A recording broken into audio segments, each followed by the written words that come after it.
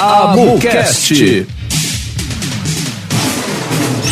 O AMUCast é um podcast sobre a medicina legal e perícias médicas e as suas importâncias para a justiça e a sociedade. Um produto com o apoio da Associação dos Médicos Legistas do Estado de São Paulo, da Faculdade de Medicina e da Escola de Comunicação da UNOeste. Olá, ouvinte que nos acompanha neste episódio. Você é a razão deste trabalho. Estamos felizes com a sua audiência. O projeto AMU, a Medicina Legal e a Universidade, reúne sempre grandes nomes e importantes temas. Hoje vamos apresentar a doutora Gabriela Graça Soares Pinto, diretamente do Rio de Janeiro, com o tema Os Desafios Periciais na Tragédia de Petrópolis. Doutora Gabriela, que prazer tê-la conosco. Poxa, muito legal. Obrigada pelo convite desse projeto incrível, né? Já tive a oportunidade de estar presencialmente aí com vocês em Presidente Prudente. Doutora Rita Iga aí fazendo história, né? Em levar a medicina legal para todos os interessados. Então, você poderia se apresentar, Gabriela, por favor? Falar conosco um pouquinho de você? Claro. Bom, meu nome é Gabriela Graça, né? Eu sou médica legista há 22 anos, trabalho no IML do Rio. Já passei pelos interiores, já passei por Nova Iguaçu, que é a Baixada Fluminense aqui, mas já estou lotada no IML Sede, como a gente fala, há mais de 15 anos. Já tive a oportunidade de ser diretora do Instituto, né, que é realmente uma função bastante complexa, foi bem legal, bem desafiadora. E antes um pouco desse cargo, eu fiz uma especialização em Antropologia Forense e Direitos Humanos na Unifesp, e com a professora Eugênia Cunha, com a Cláudia Plens, Samuel Ferreira, com vários nomes aí que me ensinaram muito. E aí, depois que eu saí da direção, eu pude optar por onde trabalhar, né, uma praxe aqui da Polícia Civil do Rio de Janeiro, e aí eu pude trabalhar nesse setor. Então estou lotada lá já há bastante tempo, já há uns 3 anos, trabalhando na identificação de remanescentes humanos, né, que é o nome técnico dos restos mortais, e a gente se vinculado às questões das tragédias e a todo tipo de cadáveres de difícil identificação. Então é um trabalho também bastante desafiante. Desde o tempo que eu estou lá, eu já precisei sair um ano praticamente para voltar para o plantão, porque a gente não tinha médico suficiente para trabalhar no IML. E fiquei esse tempo lá até os novos chegarem. Eles chegaram ano passado e assim que eles assumiram, eu pude voltar lá para o meu cantinho da identificação, onde eu trabalho com o Marcos Paulo Salles Machado, né, que é odontologista, é a referência carioca no assunto. E eu estou tentando aprender com ele até hoje, aí a gente está sempre aprendendo. E você poderia nos contar... Fora isso, eu sou ortopedista, né? Então acho que talvez algumas questões da antropologia me favoreçam aí, porque o osso, para mim, é sempre uma parte mais familiar do corpo. Fala, desculpa te interromper. Fala. Não, então, você poderia nos contar, porque você trabalhou naquela tragédia, né? Aquela tristeza que foi o que aconteceu em Petrópolis. E você podia falar um pouquinho sobre a magnitude dessa tragédia e os desafios enfrentados pelos profissionais da medicina legal na época? Olha, Rita, foi realmente muito chocante para a gente, né? A gente sabe que ali é uma região que está sempre sujeita, a região serrana do Rio, de modo geral, tem um histórico. A gente já teve um episódio em 2011 também bastante complexo, que envolveu outras cidades, Teresópolis, Nova Friburgo e Petrópolis. Foram 230 e poucos corpos nessa leva. A gente tem uma coordenação excelente lá. A Mary Laura é diretora do posto, ela é perito legista também. E ela é diretora do posto lá. Ela previu, né, o que estava acontecendo. Ela conseguiu se antever um pouco algumas coisas quando começou a chover muito. Ela de imediato já contratou, já conseguiu se mover, se aliar à Defesa Civil, contratar um caminhão frigorífico para poder colocar as vítimas. E acho que essa sacada dela do que estava por vir realmente foi um grande diferencial. Depois a gente teve a presença do Alfredo, que você conhece, né, que esteve aí no nosso projeto, em Presidente Prudente. E o Alfredo é um grande gestor, então ele conseguiu organizar muitas coisas e tudo fluiu muito bem. As identificações foram completas num período recorde de tempo. com a união de todas as pessoas que trabalham com isso, né, dos vários setores da identificação, e foi um trabalho muito bem feito. E qual o papel do médico legista, por exemplo, nessas situações de desastres naturais? Bom, a gente tem um amparo legal para optar por não abrir todos os corpos quando se trata de uma tragédia assim, principalmente se a gente tem sinais externos da causa da morte. Então, as pessoas que morrem em desmoronamentos, que morrem de soterramento, né, que é um tipo de asfixia, elas costumam ter alguns aspectos externos.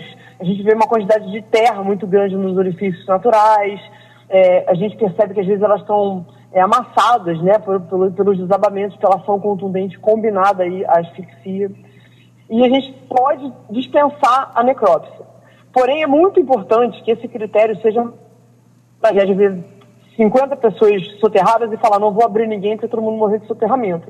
Tem que ser muito bem analisado cada corpo. Vou dar um exemplo sobre isso em Petrópolis. Eu trabalhei lá num corpo de uma senhora que quando começou o dilúvio, né, a lama nas estradas, nas ruas lá, tem muita ladeira, um carro escorregou e ela sofreu uma ação contundente, ficou imprensada entre dois carros, não morreu, teve uma fratura de anel pélvico, foi internada e morreu pouco depois do tempo de internação. Então é muito importante, ela não morreu de soterramento, né? Muda um pouco até a resposta aos quesitos, já que a asfixia caracteriza uma morte por meio cruel, insidioso, etc. Quando a gente tem uma penalidade aí para aplicar, que não é o caso, porque é uma tragédia natural, um acidente, mas pode fazer diferença para algo que o pessoal lá da lei, né, os operadores de direito vão operar. Então o nosso primeiro objetivo como médico é determinar a causa da morte. Né? Se tem que fazer necrópsia, não tem? Se não tem, o que você viu no externo do corpo que te permita afirmar o que aconteceu com ele? A segunda parte está relacionada à identificação. A gente obedece uma sequência, né, um fluxo para escolher qual método a gente vai utilizar para identificar uma pessoa. Como na medicina convencional.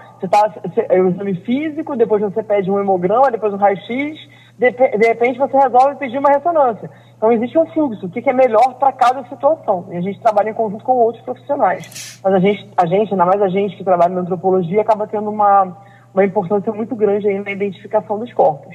E como é esse trabalho em equipe? Bombeiro, médico, perito, defesa civil, como é que isso funciona? Bom, inicialmente, lembrar que a gente tem, né, o conceito aí de desastre, que é quando a gente não consegue, quando todas as medidas tomadas para você conter um problema não são suficientes, né? Então, o efeito do que aconteceu supera as tentativas de solução. E, nesse caso, obviamente, em outros casos, como tragédias com menos pessoas, como foi o incêndio do Ninho do Urubu, como foi o incêndio do Hospital Badim, como foi o incêndio que teve numa boate aqui no mesmo ano, 2019, a gente teve várias tragédias aqui, e nem sempre com essa quantidade de vítimas, mas o que interessa é a superação da capacidade de resposta não ter sido efetiva. Então, num primeiro momento, quem vai estar lá no local vai ser a Defesa Civil, né? A perícia só vai atuar depois se não tiver mais um risco de acontecer nada. O que em desastres naturais relativos a chuvas e desabamentos é muito difícil. Você nunca sabe quando que vai parar, se vai ter outro deslizamento, se não vai. Tanto que a gente precisa ter briefings diários, né? Ou às vezes 2 vezes por dia, de manhã e de tarde, sobre o que está acontecendo. Vocês devem reparar que os noticiários, nesses casos, cada hora falam sobre o número de vítimas. Às vezes até questionam, vocês não sabem quantas pessoas são? Não é isso, é que muda. Às vezes você está trabalhando com 100 cadáveres, porque você tem 100 fragmentos, várias pessoas fragmentadas que vão compor esse número fictício que eu falei. Quando você vai juntando as peças e vendo que esse braço é daquela pessoa, essa perna é da outra pessoa, vai diminuir o número. Então não é que a gente tenha se enganado, né? Mas só para vocês entenderem como é complexo o trabalho. Então a Defesa Civil vai estar sempre à frente, né? Os profissionais de saúde, né? Os médicos aí, como várias das pessoas que estão nos ouvindo, vão poder atuar salvando pessoas. Depois que isso tudo acabar, não tem ninguém para salvar ali, não tem um risco de deslizamento, a gente já tem problema suficiente. Se você manda uma equipe de perícia para um local que ainda pode desabar algo, você vai perder esses profissionais e ainda vai arrumar mais trabalho e mais encrenca, né? Sim. Então as coisas têm que ser sequenciadas. Daí a importância de ter um líder. Toda uma equipe que trabalha no desastre vai atender, né, ao que um líder fala. E o líder tem seus sublíderes em cada etapa aí do processo. E olha só, nós estamos falando assim de partes de corpo humano, braço, perna. Isso deve dar um impacto psicológico em quem trabalha diretamente com essas vítimas. Isso deve ser significativo. E eu tenho perguntado sempre, porque as pessoas que nos ouvem, né, o nosso ouvinte fica perguntando, puxa, como é difícil trabalhar com isso? E como é que os profissionais da medicina legal lidam com estresse emocional em uma situação tão devastadora como essa? Bom, na hora que a gente está na cena ali, né, recebendo, trabalhando na nossa parte aí da tragédia, a gente vai ser dividido em partes. Vai ter gente que vai para o local, vai ter gente que vai para a fase de necrotério, vai ter outros colegas que vão ficar no contato direto com as famílias. Não sei qual é o mais difícil. A minha experiência acaba sendo sempre com o necrotério por questões de afinidade, talvez de experiência. Mas no momento que você chega ali, é que nem quando você está num politrauma e chega um paciente grave, né? Você tem que pegar a sua emoção, agora que temos o divertidamente com as emoções, né? Você tem que pegar o seu bonequinho da emoção, deixar ele de lado um pouco, atuar e depois você vê. Mas eu lembro muito da primeira tragédia em que eu atuei, que foi um desabamento, ano novo, que teve na Ilha Grande, com várias pessoas soterradas nas pousadas lá, e que a gente ficou esperando os corpos chegarem, e o primeiro corpo que chegou para mim era um garoto da idade do meu filho, com o mesmo aspecto do meu filho. Quando eu cheguei no necrotério e vi aquela criança deitadinha ali, me lembrou muito, né, quando eu entro no quarto do meu filho e vejo ele deitado na cama. Isso acho que foi o meu episódio mais emocionado de todos esses anos aí de carreira, porque eu não tive condição. Eu saí correndo, fui pro banheiro, comecei a chorar loucamente. Aí né, respirei e falei, cara, agora vai lá que você tem um compromisso com a mãe desse menino. Você precisa fazer o que você tem que fazer, você precisa ajudar na identificação, determinar a causa da morte. Fica assim, uma tragédia como essa, infelizmente, assim, não tem momento nenhum que a gente possa se sentir tranquilo, né? E nós somos humanos. É importante, eu acho, o ouvinte entender que atrás de pessoas que estão tendo que ser duras até para não esmorecer, porque tem um objetivo maior, que é cumprir as formalidades também, para poder direcionar o que vai ser feito. Tem seres humanos que se quebram, que se machucam nesse trabalho, né, doutora? Nossa, muito. Esse ano eu tive uma oportunidade, né, completou 5 anos da tragédia do Ninho do Urubu. Teve um jogo do Flamengo no dia desse aniversário, né, digamos.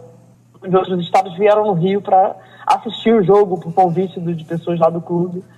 E eles estando no Rio, eles fizeram contato comigo. Foi a mesma ocasião em que foi lançado sobre a tragédia do Ninho. A gente tem uma escritora chamada Daniela Arbex. Talvez você conheça. Ela escreve livros sobre as tragédias de modo geral, mostrando o que deu de errado, o que foi feito, né, quais foram as providências tomadas pela lei, né, como na tragédia da Boate Kiss, por exemplo, e vários outros casos que ela acompanhou de perto, Brumadinho, coisas em que eu não participei, mas que eu li.